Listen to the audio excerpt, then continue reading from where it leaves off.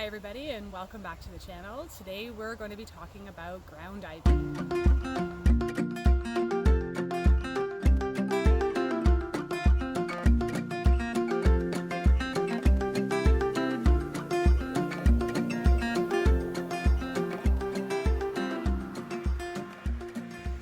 So this is ground ivy and we have it growing everywhere on the property. And a lot of people call this plant creeping Charlie. Because of the way that it grows, and oftentimes it'll creep down along the ground and it'll actually send down new roots as it goes. Most people consider this plant to be a pest, but I absolutely love using it in clinic. Its Latin name or botanical name is Glechoma hederaceae. And I'm a little bit late for harvesting it this year. Normally in Ontario it's end of May. We're just approaching the second week of June, or into the second week of June here. I'm gonna stand up. Not as young as I used to be. And but the weather patterns have been really strange here. We've been getting a lot of heat waves followed by really cold temperatures. So as long as it's still flowering, I'm good to go, which you can see that it is. So when I harvest it, I'm going to take about the top 50% of the plant. In this case, it doesn't really have a super fibrous stalk, so I can take a larger portion of the plant without worrying that I'm watering down my medicine. In terms of its medicinal properties, I love using it in digestive formulas. It's an excellent carminative, which means it's going to help with all of those functional digestive conditions like gas, indigestion, bloating, irritable bowel, those types of things.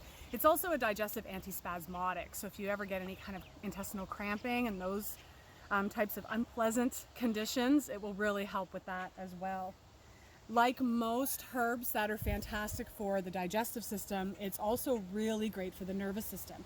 It's an antidepressant, it helps with anxiety. And it's also something that my teacher coined, a term that he coined, a neurovasodilator. And that's a fancy term for saying that it actually helps to increase blood flow to the brain. So when we're dealing with things like poor memory, poor concentration, brain fog, driving extra blood to the brain is not a bad thing. It's one of the main ways that we treat conditions like that. So in terms of nervous system health, you're going to get a lot of benefits from this plant. It's also really good for the respiratory system. It's a decent little decongestant. It's actually pretty good for fevers as well.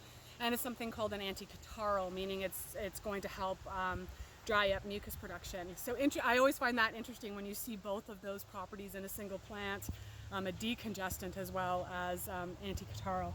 But I love using it for all of these conditions. And it's really tasty too, so it's a great fever herb to include it in formula for kids. You don't have to worry too much about how it tastes. It has almost a reminiscent mint flavor type to it. So we can take another close look at the plant.